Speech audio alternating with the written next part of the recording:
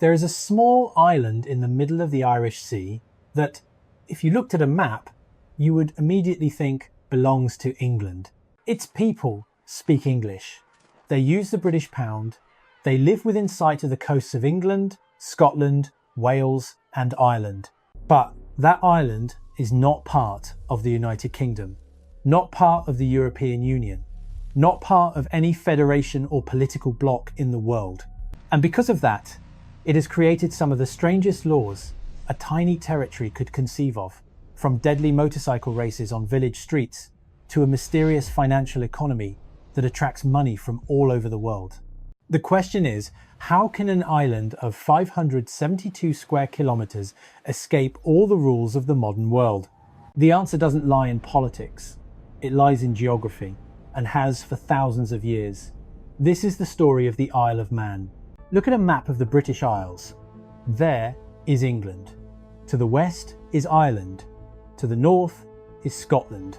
The space between all those lands is the Irish Sea, a cold, windy body of water, often shrouded in thick fog. And right in the middle of that sea, as if someone intentionally placed it there, is a small piece of land shaped like a wave-worn pebble. That is the Isle of Man. Its area is only about 572 square kilometers, comparable to a medium-sized district in Vietnam. Its maximum length from north to south is about 52 kilometers. Its widest point is less than 20 kilometers across. The island's entire population is just over 84,000 people, a number that could be housed in many apartment buildings in Hanoi or Ho Chi Minh City. But its location is anything but small. The Isle of Man lies almost exactly at the central point between four nations: England, Scotland, Wales, and Ireland. The distance from the island to the nearest coast of its neighbouring countries is less than 50 kilometres in every direction. On a clear day, from the island's highest peak, one can see the coastlines of all four nations at once. This means the island is not isolated. It is not forgotten. It lies right in the middle of the busiest maritime routes in Northern European history. And that is precisely the problem, or, depending on your perspective, the greatest opportunity that geography has ever given a small island. To understand why the Isle of Man is such a peculiar island, one must first understand how it was formed geologically. The Isle of Man is not a flat piece of land. The centre of the island is a range of hills running north-south, like a spine dividing the island in two. The highest peak is Snaefell at 620 metres. Not high by world standards, but high enough to create a real divide between the two parts of the island, both topographically and culturally. The southern and central parts of the island are rugged, full of steep cliffs and sloping hills.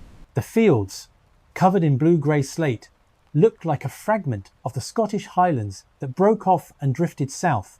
In fact, geologically speaking, that's not entirely wrong. The slate on the island was formed about 480 million years ago, during the same geological period as many parts of Scotland and Ireland. The northern part of the island is the complete opposite. It is flat, fertile, and formed from glacial deposits, remnants left behind by enormous ice sheets as they retreated at the end of the last ice age about 10,000 years ago. That ice age literally created this island. Before the ice melted, the Isle of Man was not an island. It was part of the continental landmass connected to Britain and Ireland by a low-lying plain.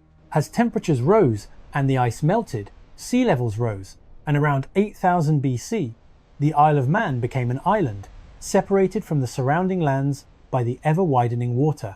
Since then, the key question has not been whether the island would be isolated, but rather who would control the sea around it. And this is precisely where geography begins to shape everything. There's a strange thing about the Isle of Man's location that few people notice. The island isn't on the way. It is in the middle of the way. In an era before railways, before modern roads, before any reliable form of land transport, the sea was the only highway for moving goods and armies quickly and efficiently in Northern Europe. And the Irish Sea was one of the busiest maritime routes of the ancient world. Anyone wanting to travel from Ireland to Scotland had to pass through here. Anyone wanting to travel from the west coast of England to the north had to pass through here. Anyone wishing to trade among the four neighbouring nations had to pass through the waters surrounding the Isle of Man. That made this small island one of the most strategically important locations in the entire region. not because it was rich in resources, not because it had a large population, simply because it was in a place that no one could ignore. The first Celts to arrive on this island did not come from Britain. They came from Ireland, crossing the sea to the east. The Manx language, which the island's people are still reviving today, is a Gaelic language, more closely related to Irish Gaelic than to English. Local legend tells that the island is named after a Celtic sea god, Manannán mac Lir, who was said to cloak the island in a mystical mist to protect it from invaders. For a long time, that mist seemed to work. The Romans knew of this island, they called it Mona or Monapia, but the Romans never landed. There was no strategic reason strong enough to conquer a small island in the middle of the sea when they already had an entire continental empire to manage. This relative isolation allowed a unique Celtic culture to develop on the Isle of Man, not quite like Ireland, not quite like Scotland or Britain, but something distinct, shaped by its central location and its isolation by the surrounding water. But the isolation could not last forever, because there was a reason Manannán's mist was ultimately not enough to offer protection. Around the 8th century AD, the seas of northern Europe were no longer a barrier. They became a highway. The Vikings arrived from Scandinavia and they changed everything. Throughout the 8th and 9th centuries, Norse longships began to appear all across the seas of northern Europe. They were far more than the simple pirates depicted in popular culture. They were master seafarers, daring merchants, and organised colonisers. And the Isle of Man, with its central geographical location, was the perfect stop for anyone controlling the sea routes between Scandinavia, Ireland, and Britain. The Vikings looked at the Isle of Man and saw not a tiny patch of land. They saw a natural fortress situated between 4 kingdoms. Whoever controlled this island could dictate the terms for all regional trade routes. In 1079, a Viking chieftain named Godred Crovan, known in local legend as King Orry, conquered the island on his 3rd attempt. But he didn't annex it into Norway or Denmark, as one might expect. Instead, he created an entirely new political entity, the Kingdom of the Isles. This was a maritime empire that controlled the Isle of Man and the Hebrides off the west coast of Scotland. For centuries, the King of Man was a significant figure in European politics, commanding a fleet of longships that could lock or unlock the entire Irish Sea trade route. That would have been impossible if the island wasn't located exactly where it is. But the Vikings left something on the Isle of Man more important than a short-lived empire, and it is still in operation today. When the Vikings came to settle and rule the Isle of Man, they brought with them an administrative custom developed in Scandinavian civilization. Open-air community meetings called a thing councils, where laws were read aloud to the populace, disputes were settled, and decisions were made publicly. On the Isle of Man, this assembly was held on a small hill in the village of St. John's. The Norse name was Thingvellir, meaning assembly field. The English anglicised that name to Tynwald, and that assembly, according to historical records, has been in continuous operation since around 979, an uninterrupted run of nearly 1,050 years. That makes Tynwald the oldest continuously operating parliament in the world. To get a sense of its age, when Tynwald held its first session, the Notre Dame Cathedral had not yet been built. The Lee dynasty had not been founded in Daiviet, Genghis Khan had not been born, the British East India Company was still 600 years away. And to this day, every year on the 5th of July, Tynwald Day, the National Day of the Isle of Man, all laws passed during the year must be read aloud to the public on the open-air Tynwald Hill in both English and Manx. If a law is not read out during that ceremony, it has no legal effect. This is not a symbolic ritual. This is real law. And the big question here is, how could such a tradition survive for over 1,000 years? Through the Romans, the Celts, the Vikings, the Scots, the English, through 2 world wars, and still be here today? The answer, once again, leads back to geography. As the world changed around the Isle of Man, as empires rose and fell, as great powers vied for control on the coasts of Europe, this small island repeatedly fell into the hands of whoever was strongest at the time. In 1266, Norway sold its sovereignty over the island to Scotland under the Treaty of Perth, in exchange for 4,000 gold marks and an annuity. Scotland then lost it to England, then Scotland took it back, then England took it back again. Throughout those centuries, the Isle of Man was tossed back and forth between kingdoms like a bargaining chip. The island symbol, to this day, perfectly reflects that history. On the flag of the Isle of Man is the image of 3 armoured legs, joined at the hip and bent at the knee, spinning like a pinwheel. That symbol is called the Triskelion, and the motto that accompanies it, written in Latin, is Quocunque jeceris stabit, whichever way you throw me, I will stand. That is not a randomly chosen motto, it is a declaration forged through centuries of being thrown back and forth between empires. But the strange thing is, each time it was thrown, the island didn't break, it wasn't assimilated. Tynwald continued to operate, its own laws were maintained, the Manx language continued to be taught, the identity remained, because geography protected it in a way no weapon could. The Isle of Man was small enough not to be worth controlling too tightly, but strategically located enough not to be ignored completely. And more importantly, the surrounding sea was vast enough that any power wanting to control it would find the cost and effort to maintain a real presence too high. The result was an unwritten agreement, re-established many times throughout history.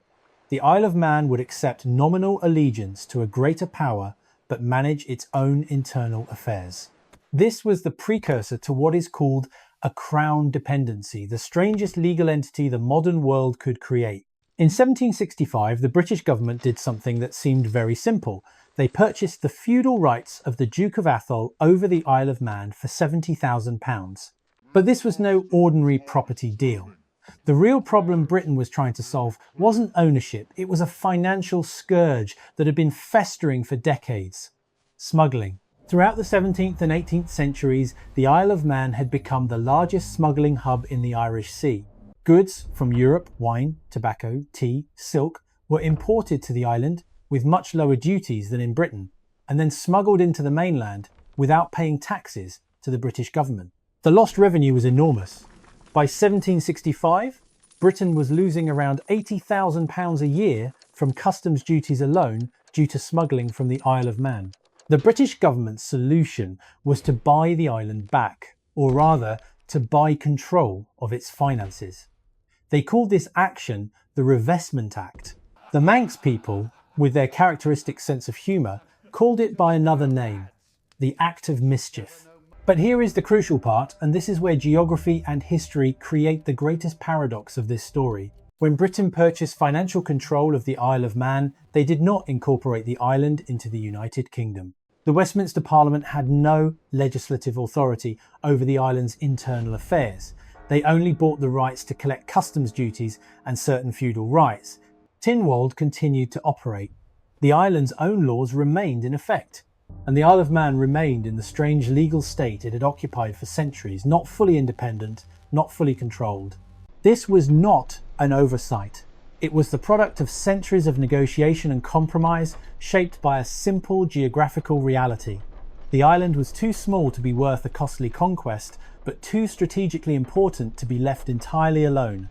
And that strange state, neither in nor out, is what has created all the anomalies that occur on the Isle of Man in the modern world.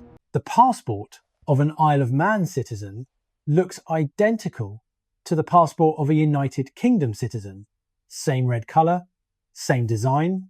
But if you look closely, there is a small difference on the cover. A British passport says United Kingdom of Great Britain and Northern Ireland. A Manx passport says British Islands, Isle of Man. A different phrase, 4 words. But behind those 4 words lies an entirely different legal system. The Isle of Man is a crown dependency, a territory belonging to the British Crown, not the British state. This is a subtle distinction with enormous consequences. King Charles III is the head of state of the Isle of Man, not as the King of the United Kingdom, but as the Lord of Man. It is a separate title with a separate legal relationship. This means the British Parliament has no legislative power over the internal affairs of the Isle of Man unless Tynwald agrees. Britain is responsible for the island's defence and foreign affairs. but it cannot impose tax laws, traffic laws, or any other internal regulations. And in that legal vacuum, the Isle of Man has built a world of its own. In 1881, Tynwald became the first national legislative body in the world to grant women the vote in a general election predating New Zealand's similar move in 1893, and over 40 years before Britain granted women full equal voting rights in 1928. The Isle of Man has no national income tax in the traditional sense. The island's tax rates are significantly lower than in the UK, which has made it a financial haven, attracting insurance companies, investment funds, and wealthy individuals from across Europe. The Isle of Man was one of the first places in the world to legalise online gambling, creating a billion-dollar industry that has attracted dozens of global gaming corporations to set up headquarters here. And perhaps most shockingly, outside of its town areas, the Isle of Man has no national speed limit. There are no maximum speed limit signs on its rural roads. Legally, you can drive at whatever speed the road conditions and your vehicle allow. But all of that is still not the strangest thing that geography and history have created on this small island. Every year, for 2 weeks, in late May and early June, something that could not happen anywhere else in the modern world happens as a matter of course on the Isle of Man. The island's government closes ordinary public roads, the roads people take to work each morning, where children ride their bikes to school, where farmers drive their tractors, and turns them into the fastest and most dangerous motorcycle racetrack in the world. It's the Isle of Man TT, the Tourist Trophy. The course is 60 kilometers long. Motorcycles race through small villages, along narrow mountain roads, and around bends hidden by ancient slate walls. The average speed of the best riders exceeds 200 kilometers per hour. Top speeds on the straight sections can reach 320 kilometers per hour. Spectators stand right by the roadside, just a few feet away from the motorcycles, separated only by temporary barriers. Since the race began in 1907, more than 260 people have died, both riders and spectators. It is the highest death toll in the history of global motorsport, many times higher than any licensed circuit in the modern world. Why is this race allowed to exist? Because on the Isle of Man, Tynwald decides, and Tynwald says, the race is legal. In the UK, any event with a similar level of risk would be immediately shut down by health and safety authorities. In most European countries, the same would happen. But those authorities have no jurisdiction on the Isle of Man. And here is the second, deeper paradox. It is not just a crazy sporting event, it is the backbone of the local tourism economy. Each year, the race attracts around 40,000 to 50,000 visitors, a number nearly equal to half the island's population. Hotels, restaurants, and local services are inundated during those 2 weeks. The Isle of Man has chosen to keep the race not because they are careless with human life, but because their economic and cultural calculations are based on a geographical reality. They are a small island with few natural resources. Their legal distinctiveness is their greatest resource. And in fact, this is the crux of the entire story of the Isle of Man.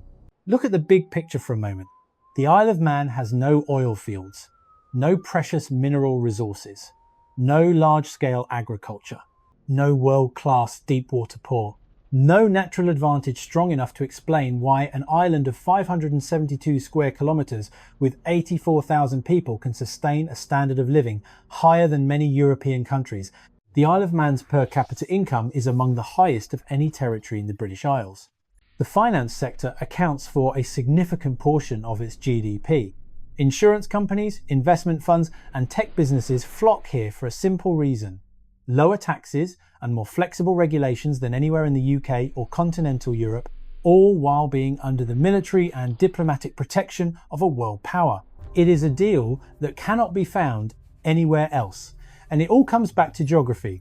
Because the island sits between 4 nations, no single one has ever truly owned it outright. Because it is small enough to not be worth conquering by force, yet strategically located enough that it could not be ignored. Because the surrounding sea creates a natural separation between the island and the governing authorities of its neighbouring nations. The Vikings realised that in the 9th century and established a self-governing assembly. Feudal lords realised it and collected tolls for passage. The British government realised it and purchased fiscal control rather than attempting to control everything. And modern entrepreneurs realise it, basing their corporate headquarters here to avoid European tax authorities. Each generation has leveraged the island's geographical position in its own way. But the foundation, a land of slate rock situated between four kingdoms in the heart of the Irish Sea, never changes. There is a small detail about the Isle of Man that few people know, yet it is the most beautiful detail in this entire story. The Manx language, the island's native tongue, had nearly become extinct by the 20th century. Its last native speaker was Ned Madrell, an elderly fisherman who passed away in 1974. Literally, the language died with him. But before he passed away, linguists had recorded his voice. Those recordings were archived, analysed, and later became the foundation for a comprehensive language revival program. Today, Manx is taught in schools. There is a radio station that broadcasts in the Manx language. There are preschools that teach entirely in Manx. The number of speakers is growing every year. A dead language, revived by its own inheritors. The island's motto isn't just about standing firm wherever it's thrown, it's about getting back up after a fall. And now, let's return to the original question. How can an island of 572 square kilometres with 84,000 inhabitants, situated between four larger nations, manage to exist outside the normal rules of the modern world? The answer isn't luck. It's not fleeting political savvy. It's not some secret deal. The answer is location. When you are situated right in the middle of four kingdoms, no one truly owns you completely. When you are small enough not to be worth conquering, yet strategically important enough not to be ignored, you exist in a space where conventional rules cannot reach.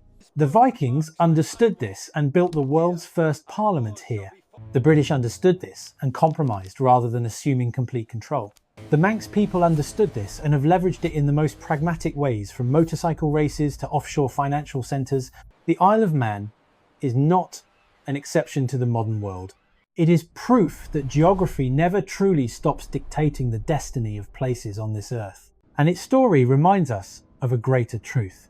Sometimes it is the smallest lands in the most awkward of positions, not fully belonging to anyone, not completely controlled by anyone, that are the freest of all. Not because someone granted them that freedom, but because the sea protected them long enough for them to forge their own identity.